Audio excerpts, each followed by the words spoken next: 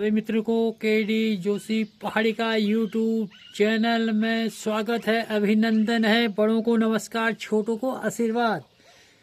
मित्रों, आज करवा चौथ का व्रत है। करवा चौथ का व्रत का सभी महिलाओं को केडी जोशी पहाड़ी की ढेर सारी बधाई, शुभकामनाएं। ध्यान रहे, आज सूर्य उदय से लेकर चंद्र माँ का आगमन तक यह व्रत लिया जाता है। और सभी से निवेदन है कि आज जो है करवा चौथ का व्रत के बारे में मैं थोड़ा सा दो शब्द बता देता हूँ। करवा चौथ का मतलब होता है मिट्टी के बर्तन, और चौथ का मतलब होता है चतुर्दशी। तो मिट्टी के बर्तन में चतुर्दशी के दिन पानी का अर्घ्य दिया जाता है चंद्रमा को। तो मित्रों, और इस व्रत के बारे में यही पंजाब में पहले हुआ करता था, अभी हमारे पहाड़ में भी, कुमाऊं में भी होने लग गया है। और इसके महत्वता का कारण है, इसको लेते हैं कि आदमी की लंबी उम्र के लिए महिलाएं, इस सुहागन महिलाएं इसकी व्रत को लेती हैं। लेकिन व्रत लेने से पुरुष की, उसकी पति की आयु लंबी नहीं होती है, ये मेरी गारंटी है। और सभी लोगों का कथन है, विश्वास है। और जो विद्वान लोग हैं या शास्त्री लोग हैं, सभी लोगों का कहना है कि व्रत लेने से पुरुष की, उसकी पति की लंबी आयु नहीं होती है। लंबी आयु होती है उसको क्लेश नहीं करने से, उस पति की सेवा करने से, घर में सुख शांति करने से।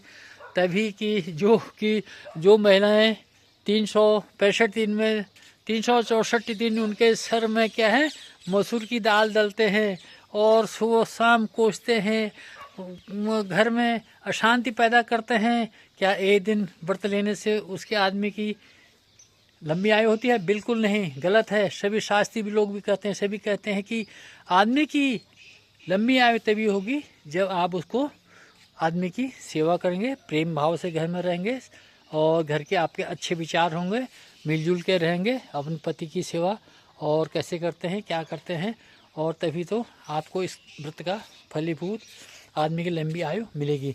तो मित्रों, मैं आपको बता दें, जिस महिलाओं का जो मंगेतर हैं जिस लड़की की शादी तय होगी है, वो कन्याएं भी अपना ये व्रत को धारण कर सकती हैं और अपने पति के लिए और इस व्रत को ले सकती हैं। और यह व्रत जो होता है एक बहुत ही हमारा पहाड़ में प्रचलन हो गया है। पंजाब में हुआ करता था, अब हमारे देश में, हमारे प्रदेश में तो हर घर में ये व्रत लागू हो गया है। तो यह व्रत एक सौंदर्य का भी, एक सौंदर्यीकरण का भी माना जाता है। सौंदर्यीकरण से ही संबंधित है व्रत का मूल भूत। तो सभी लोग जो व्रत ले रहे हैं अपने घर में शांति बनाए रखें, अपने आदमी की सेवा करें, घर में झगड़ा न करें, अपने आदमी के सर में मसूर की दाल को मत पीसें, और ताकि वो जो बाद में बनने वाला हो पहले ही मर जाता है उसका आदमी। तो क्या जो महिलाएं व्रत लेती हैं, ये आज करवा चौथ का व्रत ली, उनके आदमी लंबी आयु हो जाता है, उनका आदमी को अस्पताल नहीं ले जाना पड़ता है, उनके आदमी की कोई दवाई पुड़िया नहीं करनी पड़ती है, वैसे ही वो लंबी आयु हो जाती हैं। ऐसे सोचना गलत है। अपने घर में सुख शांति और अपनी आदमी की सेवा करना इसमें ज़रूरी है, तभी आपके आदमी की लंबी आयु होगी। तो ध्यान दे, महिलाएं जो भी आज एक करवा चौथ की व्रत लेते हैं, इसमें काला वस्त्र, सफ़ेद वस्त्र और नीला वस्त्र पहना वर्जित है, इसको नहीं पहना जाता है। इसमें गुलाबी या लाल या पीला ही वस्त्र धारण करें। और इस व्रत का उद्यापन सुबह सूर्य उदय से पहले और चंद्रमा के आगमन के बाद ही व्रत को समापन इसका किया जाता है। तो जैसे भी आप कर रहे हैं आप करिए, और आपको जैसे भी लगता है, और लेकिन अपने आदमी के लिए सद्भावना, प्रेम ये आप बनाए रखें, तभी आपकी आदमी की आयु लंबी होगी। ये मेरा कहना नहीं है, मेरा मानना नहीं है, ये बड़े बड़े विद्वान, बड़े बड़े शास्त्री का कहना है, वो कह रहे हैं। आप भी टीवी देख रहे हैं, हम भी देख रहे हैं, और रात दिन झगड़ा कलेश घर में। तो आदमी तो जो 50 साल में ही वो मर जाएगा, तो 70-80 साल में जीने वाला होगा, वो तो पहले ही चले जाएगा। ऐसे कलेश झगड़ा और ऐसे काम करने से तो घर में सुख शांति और प्रेम बनाइए रखिए, और अपनी पूजा, सास ससुर की सेवा करना, आदमी की सेवा करना, यही एक परोपकार है। और इस व्रत को सौंदर्यकरण का भी एक व्रत माना जाता है। इसमें महिलाएं पूरा अपना सज धज के, अपना श्रृंगार करके, पूरा जेवरात पहन के इसकी पूजा करते हैं और चंद्रमा को अर्घ्य देते हैं। और फिर बताता हूँ, करवा चौथ मतलब मिट्टी के बर्तन से चौथे दिन अर्घ्य देना। चतुर्दशी, आज चतुर्दशी है और चंद्रमा को इसका पानी से अर्घ्य देते हैं मिट्टी के बर्तन से।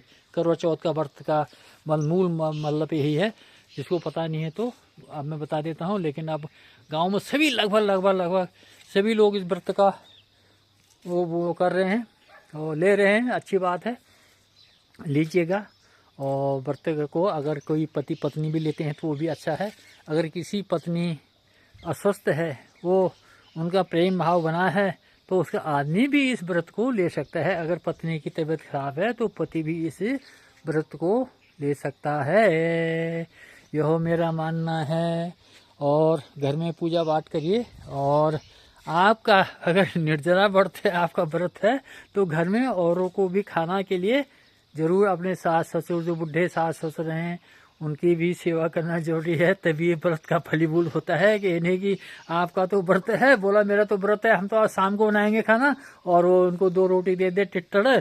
पहले तो टिट्टर होते थे मड्डुओं के, अब तो मड्डुओं की रोटी होती नहीं है, और उनको 2 रोटी बना के दे दिए, और वो भी एक ठीक नहीं है। तो सास ससुर की सेवा, जो घर में वृद्धजन हैं, उनकी भी सेवा करना इस व्रत में जरूरी है।